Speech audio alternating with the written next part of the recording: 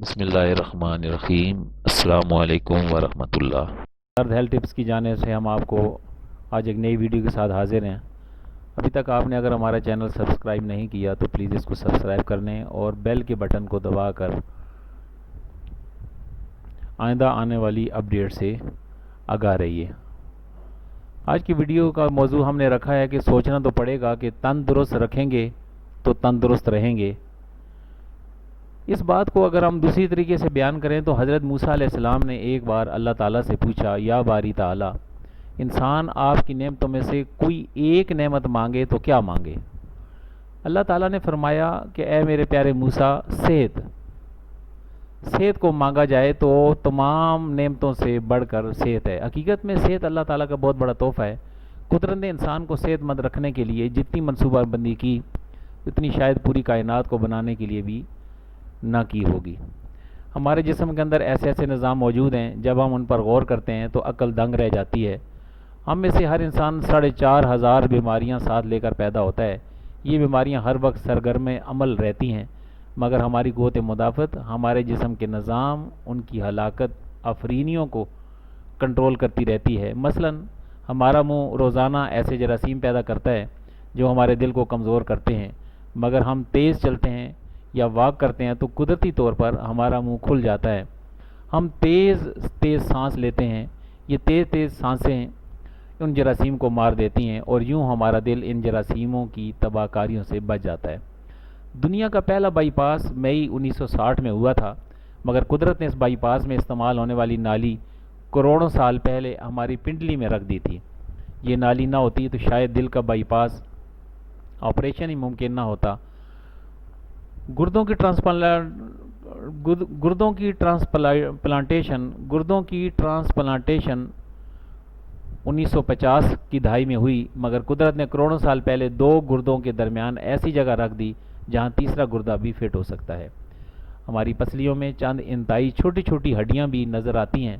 یہ ہڈیاں ہمیشہ فالتو سمجھی جاتی تھیں، مگر آج پتہ چلا کہ دنیا میں چند ایک ایسے بچے بھی پیدا ہوتے ہیں جن کے نرخرے جڑے ہوتے ہیں۔ یہ بچے نہ اپنی گردن سیدھی کر سکتے ہیں اور نہ کچھ کھا سکتے ہیں اور نہ ہی عام بچوں کی طرح بول سکتے ہیں۔ سرجنوں نے جب ان بچوں کے نرخوں اور پسلی کی فالتو ہڈیوں کا تجزیہ کیا تو معلوم ہوا کہ پسلی کی ایک فالتو ہڈیاں اور نرخرے کی ہڈی ایک جیسی ہیں۔ چنانچہ سرجنوں نے پسلی کی چھوٹی ہڈیاں کاٹ کر حلق میں فٹ کر دیں، یوں یہ معذور بچے نارمل زندگی گزارنے کے قابل ہو گئے۔ اسی طرح ہمارا جگر جسم کا واحد عضو ہے جو کٹنے کے بعد اسی جگہ دوبارہ اگ جاتا ہے۔ سائنسدان حیران تھے کہ قدرت نے جگر میں یہ اہلیت کیوں رکھی ہے۔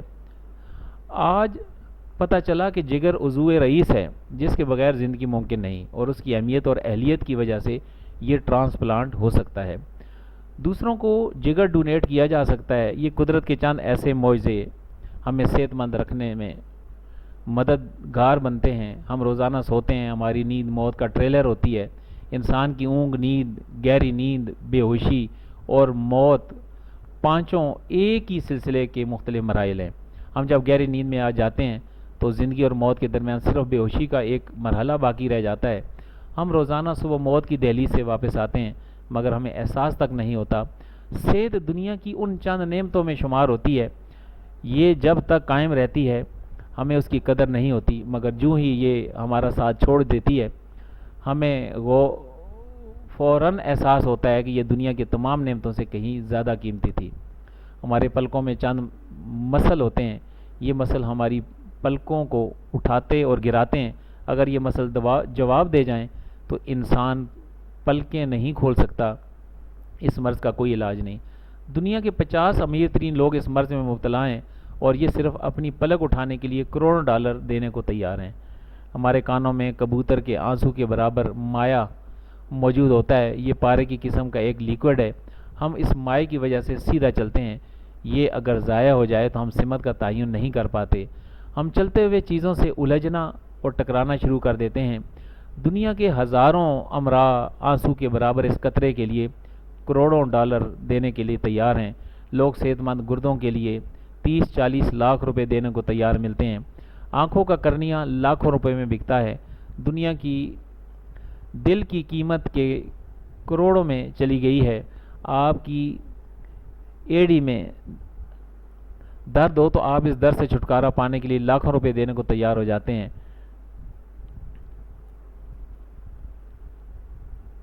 شوگر کنٹرول اور بلڈ پریشر کے ادویات بنانے والی کمپنیاں ہر سال اربوں ڈالر کماتی ہیں۔ اگر خدا نخواستہ کسی جلدی مرض کا شکار کوئی ہو جائے تو جیب میں لاکھوں روپے ڈال کر لوگ پھرتے رہیں، شفا نہیں ملے گی۔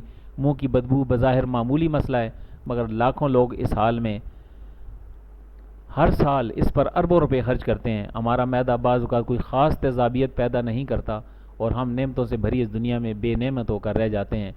ہم اگر کسی دن میز پر بیٹھ جائیں اور سر کے بالوں سے لے کر پاؤں تک کی انگلیوں کی صحت کا تخمینہ لگائیں تو ہمیں معلوم ہوگا کہ ہم میں سے ہر شخص کھرب پتی ہے۔ اس لیے کہا جاتا ہے بیمار ہونے سے پہلے صحت کی قدر کریں اور موت آنے سے پہلے زندگی کی قدر کریں۔ تو یہ وہ بات تھی جو آپ تک پہنچانی تھی، لیکن ہم نے کیا کرنا ہے کہ سب سے پہلے اپنے معدے کا خیال کرنا ہے، کیونکہ معدہ اس وقت گھبرانا شروع ہو جاتا ہے جب آپ صبح کا ناشتہ نہیں کرتے۔